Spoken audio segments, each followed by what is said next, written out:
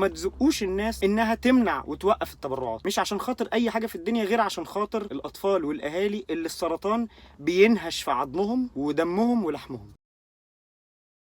لكل الناس اللي قررت تحارب شبهة فساد في مستشفى 57 على حساب طاقة النور اللي اتفتحت قدام أطفال وأهالي السرطان بينهش في أجسامهم من سنة 99. وحكاية مستشفى 57 مثال حي على فكرة التكافل الاجتماعي وفكرة الخير اللي جوه الناس. إن مستشفى تنشأ وتستمر قرب 30 سنة بالتبرعات بس، دي حاجة بتقول انه الشعب المصري شعب الخير فيه. مش بس الشعب المصري، الحقيقة التبرعات اللي كانت بتيجي المستشفى 57 وللأطفال مرضى السرطان من مصر والدول العربية والشرق الأوسط ودول من بره مصريين وعرب عايشين بره، مثال حي على فكرة التعاون وفكرة الخير. فاهم كويس قوي الفساد لما بيخش جوه منظومة أو بلد أو نظام أو سيستم بيهده وبينهش في عظمه لحد لما يفطسوا ويجيبوا الارض. لكن كمان مرض السرطان بينهش في عظم ولحم ودم اطفال كتير. مستشفى 57 كانت هي طاقة النور وطاقة الامل قدام الاطفال دي وكمان قدام اهاليها. اكيد لنا ولا غيري مع الفساد، ومش ممكن اتخيل ان انا اشجع الفساد، لكن كمان مش قادر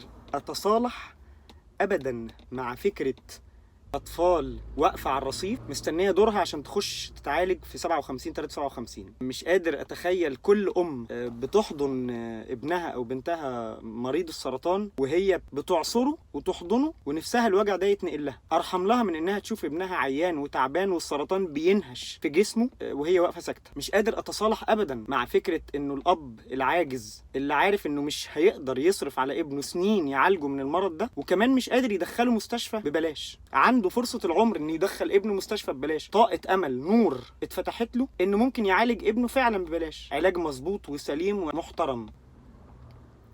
مستشفى طنطا اتوقفت لانه مفيش تبرعات من ساعة ما طلعت قصة شبهة الفساد في المستشفى، ومستشفى طنطا التبرعات قلت فالمستشفى قفلت. الكلام عن ان مستشفى 57 دلوقتي في مقرها الحالي ممكن تقفل بحجة محاربة الفساد دي حاجة مؤلمة جدا. الناس اللي بتنادي بمحاربة الفساد بغض النظر عن أي حاجة تانية لازم دايما تفتكروا إنه حوادث الطرق عمر ما كان حلها إن أنا ألغي الطرق أو ألغي العربيات. الحل أراقب الطرق وأطبق قانون بعد ما أعلم الناس أصول القيادة وقواعد المرور. ما تقفلوش طاقة نور وطاقة أمل في حياة كتير من الأطفال والأهالي اللي فعلا مستشفى 57 بتمثل لهم نجدة. طاقة نور بالنسبة لهم قد خرم الإبرة. وخلينا دايما فاكرين إن اللي إيده في المية وحاطط رجل على رجل وبينادي بمحاربة الفساد والفلوس اللي بتروح فين وبتيجي منين والتبرعات غير خالص اللي ايده في النار وشايف ابنه. انا شفت ده تجربة شخصية، شفت في عيون اب وام ضلمة وهو شايف ابنه محتاس بيه ومش عارف يعالجه. راقبوا مستشفى 57، فكروا لها في افكار جديدة تنمي مواردها جنب التبرعات، لكن ما تقفلوهاش. مستشفى 57 لازم تفضل مثل حي على التكافل الاجتماعي وعلى الخير اللي في قلوب الناس.